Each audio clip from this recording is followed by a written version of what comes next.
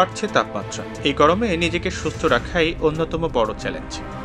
গরমে একটু অসতর্ক হলেই নানা ধরনের অসুখ বিসুখে আক্রান্ত হওয়ার ভয় থাকে, তাই এ সময় নিজের প্রতি থাকতে হবে বাড়তি যত্নশীল।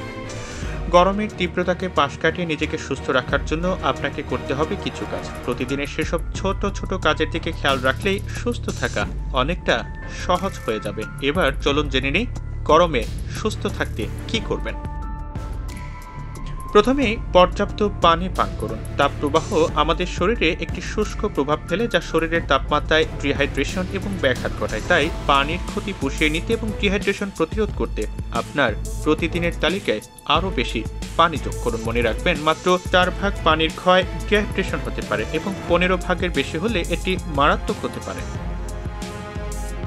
সাধারণত বিশেষজ্ঞরা স্বাস্থ্যকর শরীর বজায় রাখতে ডায়েটে পর্যাপ্ত প্রোটিন এবং ফাইবার যোগ করার পরামর্শ দেন। তবে বছরের এই সময়ে এই জাতীয় খাবার পরিহার করার পরামর্শ দেওয়া হয়, কারণ এগুলো হজম হতে সময় নেয়। গ্রীষ্মে স্বাস্থ্যকর হজম বাড়াতে এবং অন্ত্রের সমস্যা, বদহজম, ডিহাইড্রেশন ইত্যাদি এড়াতে মৌসুমী খাবার, উদ্ভিদ ভিত্তিক খাবার এবং তাজা শাকসবজি বেছে নেওয়ার পরামর্শ দেওয়া হয়। বাইরে যাওয়ার সময় ঠান্ডা খাবার এবং পানীয় সঙ্গে রাখুন। গ্রীষ্মের অসহনীয় তাপেও কিন্তু কাজের জন্য বাইরে যাওয়ার প্রয়োজন হয়, তাই সারাদিন সতেজ থাকার জন্য বাইরে যাওয়ার সময় ঠান্ডা খাবার ও পানীয় সঙ্গে রাখুন। United states department of agriculture অর্থাৎ ইউএসডিএ এর তথ্য মতে বাতাসের তাপ ব্যাকটেরিয়ার দ্রুত বৃদ্ধি করে, যা খাদ্য দূষণ এবং খাদ্যজনিত অসুস্থতার ঝুঁকি বাড়ায়। তাই বিশেষজ্ঞরা হালকা এবং শীতল খাবার, আস্ত ফল এবং সাইট্রাস পানীয় সঙ্গে রাখার পরামর্শ দেন। এই খাবার এবং পানীয়গুলো প্রচণ্ড গরমেও আপনার শরীরের তাপমাত্রা বজায় রাখতে সাহায্য করে।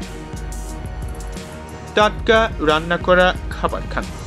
আগে বলা হয়েছে, গ্রীষ্মের মৌসুমে খাদ্য দূষণের ঝুঁকি বেড়ে যায়, তাই খাদ্যজনিত অসুস্থতার ঝুঁকি এড়াতে প্রতিদিন টাটকা রান্না করা খাবার খাওয়ার পরামর্শ দেন বিশেষজ্ঞরা।